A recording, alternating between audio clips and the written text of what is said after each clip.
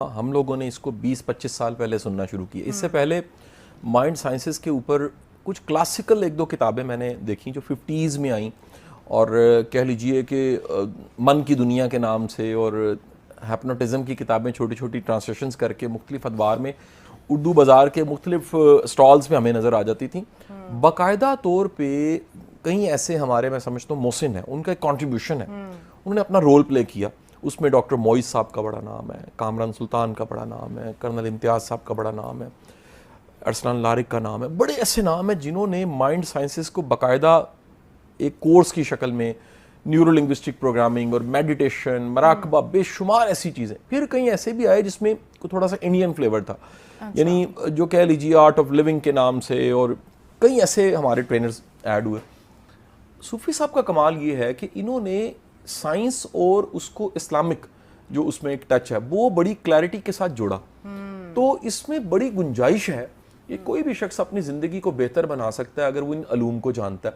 सबसे पहले तो अपनी ज़ात आती है, किसी को क्या बदलना है, दुनिया को क्या बदलना है, मुल्क को क्या बदलना है, सोसाइटी को क्या बदलना है, घर वालों को क्या बदलना है।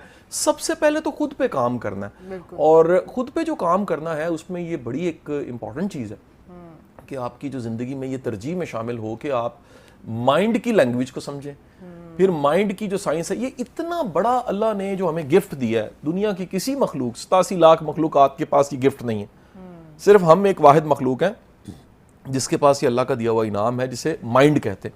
फिर माइंड के इतने फंक्शंस हैं कि आज तक इस पे रिसर्च हो रही है और रिसर्च मुकम्मल नहीं हो पाई अभी तक। जो पता है ये नाकाफ़ी है, इसमें कितने पोटेंशियल्स हैं।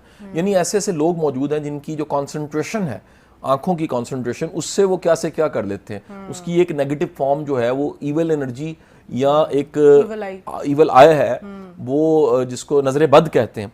पॉजिटिव है, कोई दुआ लग जाती है किसी का कह लीजिए, वो एक वेल विशर होता है, अच्छा चाहने वाला। फिर ओरा है, फिर आपकी एक मकनातीसी एनर्जी है, फिर कुछ लोग हिप्नोटिक हैं। इसमें तो बड़े सब्जेक्ट्स हैं जिसमें आज हम डॉक्टर साहब से बात करेंगे। और मेरा जो पहला सवाल है डॉक्टर साहब से वो ये है, डॉक्टर साहब आप खुद इस तरफ कैसे आए?